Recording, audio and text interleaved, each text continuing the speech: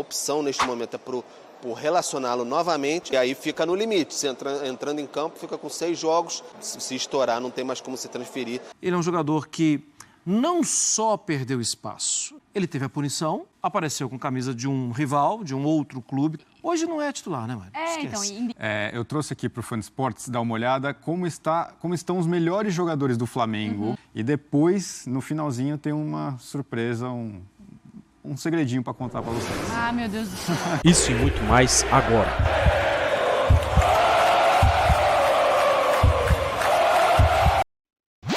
Essa sequência dos cariocas, o Pedro Henrique Torre volta agora no Sport Center para a gente falar mais sobre a situação do Gabigol e daqui a pouco também eu quero saber de mercado do Flamengo.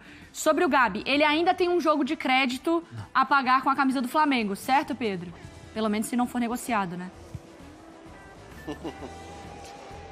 Tudo bem, Mari? Mais uma vez aí um beijo para você, abraço para todos. Pois é, o Gabigol tem mais esse joguinho aí porque ele pode chegar a 6 e aí ainda assim se transferir para outro clube da Série A, Palmeiras, enfim, Cruzeiro, que eram os mais especulados aí no mercado, que estavam atrás do Gabigol. Ele teve aquele prazo para resolver a sua vida, como disse o vice-presidente de futebol, Marcos Braz, e aí a partir de quinta-feira não teve o avanço com o Palmeiras, né? O avanço para uma transferência neste momento. Então, a partir de quinta-feira ele vai voltar a ser relacionado pelo Flamengo, é essa a previsão já para o jogo contra o Fortaleza. Nos últimos jogos o Flamengo se virou com o que foi possível, especialmente os garotos ali, o Verton, Matheus Gonçalves. Então teve o Carlinhos também, que até fez o gol contra o Atlético Mineiro, mas claro, faz falta ter um jogador mais experiente, ainda mais um jogador muito acostumado a jogar com a camisa do Flamengo nesse momento, que ainda não tem os seus uruguaios que estão na disputa da Copa América. Então o Flamengo coloca o Gabigol. Reintegrar não é bem a palavra deste momento, porque o Gabigol já estava treinando normalmente com o grupo, enfim, sem nenhum tipo de problema, só não estava sendo relacionado para os jogos para, de fato, definir a sua situação. Então, a opção neste momento é por relacioná-lo novamente, aí ele vai para esse jogo contra o Fortaleza e aí fica no limite. Se entrando em campo, fica com 6 jogos e aí depois, se estourar, não tem mais como se transferir, ficaria no Flamengo até o fim desta temporada. Mari. Pedro, já eu te pergunto também mais sobre o tal do gelo no sangue lá do Flamengo, que a gente conhece no mercado da bola. Os atacantes do Flamengo na temporada, olha só, Prates. O Pedro é um absurdo, né? 25 gols. Eu quero só falar com o Prates hoje. Por favor. O Bruno Henrique com 6, o Everton Cebolinha com 5, o Luiz Araújo com 4, o Gabi com 3 e o Carlinhos com aquele gol marcado contra o Atlético, né, na rodada do Campeonato Brasileiro. A verdade é que o Gabi ainda tem, assim, ele não tá no limite. Então o Gabi ainda é um jogador que ele pode ser até o final da temporada, mas não tinha por que não estar sendo relacionado com a equipe, certo? Sim. Na teoria, sim, Mari. Na prática, o Flamengo já deixou bem claro que ele perdeu. Não é que o Flamengo deixou claro, ele perdeu muito espaço e ele vai ter de recuperar esse espaço. Tem condição para recuperar? Tem. Mas nesse momento ele está em baixa. Por estar em baixa, ele volta a ser relacionado, fica no banco. Se o Tite precisar contar com ele tem contrato, vai utilizar. Senão, o Flamengo não faz muita questão, não, de contar com um ídolo do clube como o Gabriel, mas que não consegue jogar bem já há algum tempo. E como que faz isso? Como que coloca o Gabi no banco e, se precisar, coloca o Gabriel? Se não tiver... Vai ter um período ainda de janela aberta, né? Se o Flamengo sentir que não tem muita negociação, tudo... o Flamengo paga salário dele, né? Todo mês. Janela fechada ou janela aberta, se não tiver negociação, ele vai ficar lá. Acho que até isso é uma oportunidade para o Gabriel também, né? Para o Gabigol. Porque... ele é funcionário do clube, ele é um jogador muito jovem, ele é um jogador que não só perdeu espaço, acho que é importante lembrar disso, porque senão a gente perde o que aconteceu, né? Ele teve a punição, apareceu com camisa de um rival, de um outro clube que disputa Série A de Campeonato Brasileiro, ele perdeu a camisa 10. Então, assim, muita coisa aconteceu também que foi desgastando a imagem dele. Então, acho que agora é uma ótima oportunidade para botar o pé no chão. cansei de falar aqui das qualidades do Gabigol, eu acredito nelas até hoje, mas em algum momento essas coisas saíram do campo e apareceram mais fora do campo, as negativas. Então, eu acho que daqui a algum tempo a gente vai acostumar, se não tiver negociação. E o Flamengo tem que colocar para ou jogar ou na reserva. Hoje não é titular, né, Mário? Então, e não é só sobre ali, comportamento, 25 né? gols tem o Pedro. E não é só sobre comportamento, né, Marra? Ele não está no banco, tirando aí a parte da punição, da parte dos 7 jogos. Não é que ele não está jogando por uma birra. Não é. Tem gente jogando mais. Ele perdeu espaço. A gente cansou de elogiar aqui, quando era ele com o Dorival, que saía da função do 9 e abria espaço. E deu muito certo. A gente cansou de elogiar uma entrevista que ele deu na época do Paulo Souza, quando ele fala, não, tá todo mundo criticando e eu estou aprendendo algumas coisas de posicionamento com ele que eu não tinha e eu estou disposto a ajudar. Ele teve durante muito tempo uma atitude muito positiva, não só em campo, mas também fora de campo. E quando ele falava isso, ele diminuía a gritaria de arquibancada, a gritaria de rede social, porque ele chamava atenção para pontos que só ele sabia, porque eram pontos do dia a dia dele. Então ele trazia coisas positivas. Já de um tempo para cá, no campo ele perdeu espaço e fora do campo ele não está ajudando. Pedro, mas o Gabigol também, ele ainda é jogador do Flamengo, a gente sabe do carinho e do amor que ele tem pelo Flamengo. E ontem, né, ele fez aquela postagem nas redes sociais com saudações rubro-negras, né, treinando, um coração. Então, é o Gabigol ainda mantendo essa chama acesa com a camisa do Flamengo, né? Talvez tenha tentado algum tipo de diálogo ali. É difícil, tem que perguntar mais pro Gabigol mesmo o que ele quis dizer exatamente com aquele coração flamejante ali, pegando fogo, né? Mas botou saudações rubro-negras, SRN, né?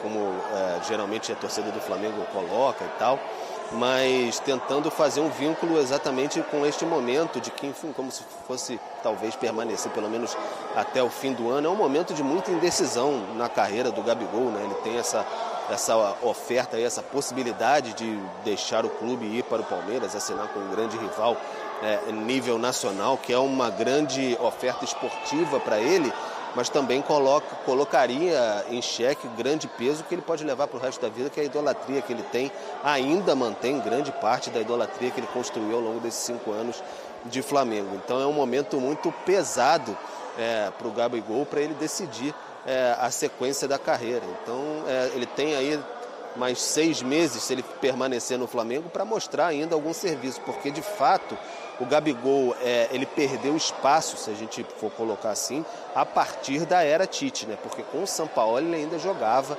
ele ainda era titular, ainda jogava bastante. Depois que o Tite chegou, que de fato o Gabigol começou a amargar assim quase definitivamente, e aí depois de um tempo sim, definitivamente, o banco de reservas. O Pedro foi escolhido até por sistema, por ideia de jogo do Tite, algo que a gente já percebia até na seleção brasileira, nas escolhas do técnico, agora técnico do Flamengo. Então, o Gabigol sentiu mais nesse sentido. Quando o Tite chegou, ele até foi perguntado, como é que dá para encaixar os dois? O Tite saiu um pouco pela tangente, e aí o campo, como o Tite sempre fala, foi respondendo, foi falando, né? Então, é mais questão do Gabigol tentar recuperar espaço. O último jogo dele o último gol dele foi naquele 6-1 sobre o Vasco, depois daquela polêmica toda. Então, se ele permanecer, talvez tentando retomar um elo com a torcida, vamos ver se ele vai conseguir fazer isso, se vai ter minutos, tempo, condições de fazer isso. Bom, a gente ganhou um membro aqui no nosso mercado da bola do Sport Center. Eu trouxe um membro da minha família. Ricardinho Spinelli, que está toda semana com a gente também falando. Não é da minha família, tá? Se for elogio, se for crítica, não é. Não é esse o ponto. O Ricardinho que acompanha tudo do Bola de Prata pra gente, porque eu acho que você tem exatamente números que mostram, que desenham esse momento do Gabigol. Tudo bem, Ricardinho? Sim, tudo bem, Mari, Marra, Prates, amigo Fã de Esportes em casa.